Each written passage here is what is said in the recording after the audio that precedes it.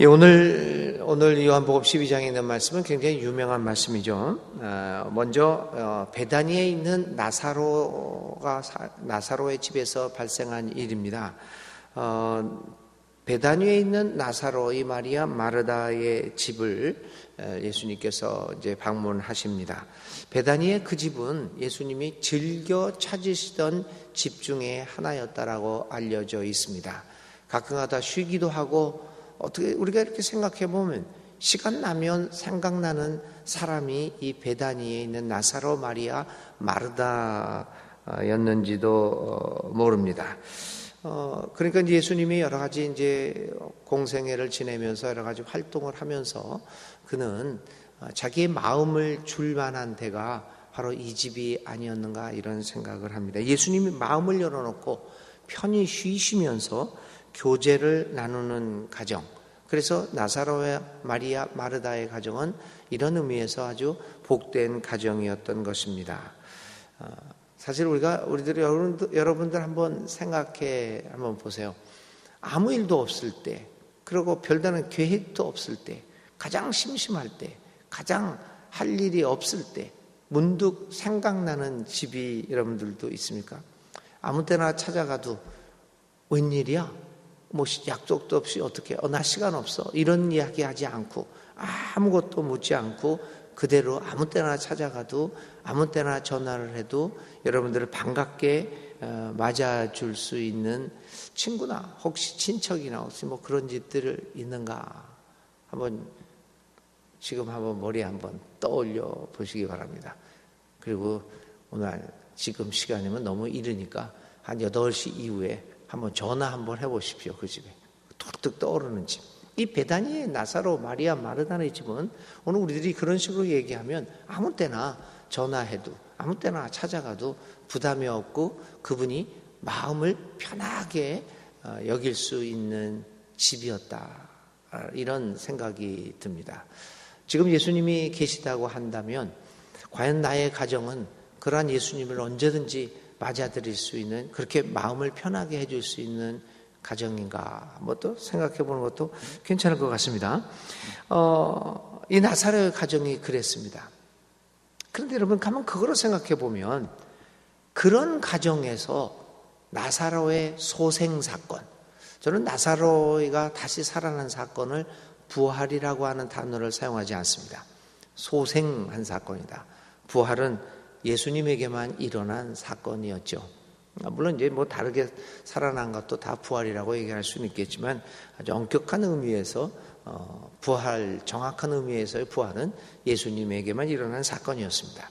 그래서 굳이 저는 이제 나사로가 다시 살아난 거는 소생했다, 이런 단어를, 이제 영어에서도 그런 단어가 있습니다. 부활이라는 단어 말고요. 하여튼 이 기적적인 사건, 이 나사로의 소생 사건이 다른 어떤 집이 아닌 왜 나사로의 가정에서 발생했을까라고 하는 것을 생각해 보면 그런 의미도 있지 않을까. 예수님과 가장 아름다운 교제가 있었던 그런 장소에서 기적이 일어나는 것은 어쩌면 당연한 일이 아니겠습니까? 오늘 나의 삶에서 기적이 일어날 수 있는 삶의 나의 장소가 될 수 있는가? 바로 예수님과의 그러한 아름다운 교제들이 나의 삶에서 일어나고 있다면 바로 나의 삶이 그런 기적들이 일어날 수 있는 당연한 장소가 되지 않겠는가. 그러므로 오늘 우리의 삶을 이러한 기적이 발생할 수 당연하게 그런 기적들이 발생할 수 있는 그러한 장소로 만들어 가야 하지 않겠습니까? 오늘 순천중앙교회에서 여러 가지 예수님의 그 하나님 나라의 기적이 발생하는 장소가 되어야 하지 않겠습니까? 자, 이렇게 나사로의 가정은 예수님과 아름다운 교제를 통해서 그런 소생이라고 하는 기적이 발생했던 장소로 기억될 것입니다. 그런데 이번 방문에서 나사로의 이 소생 사건 말고 또 다른 아름다운 사건이 발생하고 있습니다. 바로 마리아가 향유를 부은 사건입니다. 물론 공간복음서에서는 이것이 이름 모를 어떤 여인이라고 이야기를 하고 있지만 요한복음에 의하면 마리아가 향유를 부었다고 합니다. 마리아라고 하는 한 여자가 예수님의 발에 값비싼 향유를 붓고 그 발을 자신의 머리칼로 깨끗이 씻어준 사건입니다. 이 사건은 예수님의 말씀에 의하면 인류 역사가 계속되는 한 모든 사람의 입에 오르내릴 사건입니다. 그런데 이 사건에 대한 반발이 만만치 않습니다.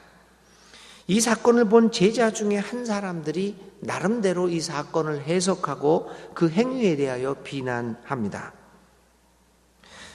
왜 이렇게 낭비하는가? 이 돈이 얼마나 되는데, 얼마나 비싼 돈인데 이렇게 낭비하는가? 그렇게 이야기를 합니다. 이런데 예수님이 이 여자의 행위를 두둔하면서 그렇지 않다. 꼭 그렇게만 생각할 필요는 없다. 마리아의 행위를 그대로 두어라. 이렇게 이야기를 합니다. 그것뿐만 아니라 이 여자가 한 일은 계속해서 우리가 사람들의 입에 오르내리는 정말 칭찬할 만한 일이다 라고 하는 것을 예수님께서 말씀하십니다. 예수님이 혹시 사치를 좋아해서 은근히 예수님이 그런 것들을, 그런 대접받는 것들을, 그런 사치스러운 행위들을 좋아해서 그랬을까? 라고 하는 의문도 갖지 않을 수 없습니다. 예수님도 은근히 그런 것들을 즐겨 했단 말인가? 옛날에 그런 얘기가 있습니다. 어떤 한 평소에 검소한 생활을 강조했던 사람이 옛 아시아의 성인에 대한 현자에 대한 이야기죠. 그 사람이 완전 평소에 지극히 검소하고 이러한 생활들을 강조했던 사람입니다. 그런데 이 사람이 이제 죽었습니다. 그런데 그 장례식이 얼마나 성황을 이루고 크게 화려하게 그런 그 장례를 치렀습니다. 그걸 본 어떤 사람이 그런 얘기를 했다고 합니다. 말은 그렇게 해놓고 이 사람이 이 죽은 사람이 자기의 삶의 행위를 통해서 은근히 그런 것들을 바라는 모습을 보였던 것이 아닐까라고 하는 비판을 했다고 하는 유명한 얘기도 있습니다. 그러니까 말뿐만이 아니라 행위를 통해서도 우리는 말을 한다라고 하는 교훈을 가르쳐줬던 그런 사건입니다. 그럼 예수님도 그런 것들을 은근히 이렇게 자기 행위를 통해서 보여줬단 말인가? 라고 하는 의문도 그렇게 보일 수 있습니다. 그런데 어떨 때 그럴 수는 없는 것이죠. 예수님은 왜 이런 행위를 했는가? 예수님은 마리아의 그 향유 사건에서 다른 것을 보지 않습니다. 마리아의 마음을 봅니다. 그래서 또다시 성경의 말씀, 하나님은 사람의 중심을 본다. 하나님은 사람의 의도를 보신다라고 하는 말을 예수님께서는 또다시 반복을 하고 있습니다. 그는 마리아의 정성을, 그 마음을 보았습니다. 그래서 예수님은 마태나 마가의 보도에 의하면 내가 진정으로 너희에게 말한다. 온 세상 어디서든지 이 복음이 전파되는 곳마다 이 여자가 한 일도 전해져서 그를 기억하게 될 것이다 라고 이야기합니다. 예수님께서 이야기한 이 여자가 한 일은 값비싼 향유를 부은 사건을 이야기하는 것이 아닙니다. 죽음을 앞두고 있는 예수님의 마음을 헤아렸던 그 마리아의 정성과 사랑입니다. 어쩌면 마리아가 값비싼 향유를 사용한 것은 지나친 행동이었을지도 모릅니다. 그러나 예수님에게는 그것이 문제가 되지 않았습니다. 왜냐하면 거기에는 마리아의 사랑과 정성이 있었기 때문입니다. 우리들의 시각과 예수님의 시각은 얼마나 차이가 있습니까? 우리는 마리아가 가지고 온 향유의 가격에 우리는 눈을 갑니다. 그러나 예수님은 마리아가 가져온 향유의 가격표에 눈을 가지 않고 마리아가 그 행동을 왜 했냐라고 하는 마리아의 의도와 마음과 정성을 봅니다. 마리아의 이러한 행동을 본 유다는 핀잔을 줍니다. 유다는 마리아를 향하여 왜 이렇게 낭비하는가? 라는 질문을 던집니다. 이 질문은 우리 현대인들에게 매우 익숙한 질문입니다. 우리는 모두 이러한 질문을 바탕으로 살아갑니다. 우리에게 중요한 것은 가격표입니다. 유다의 관점은 오늘 유대인들이 다 갖고 있는 실용주의적인 관점입니다. 이득이 있는가? 효과가 있는가? 가격이 얼마 있는가?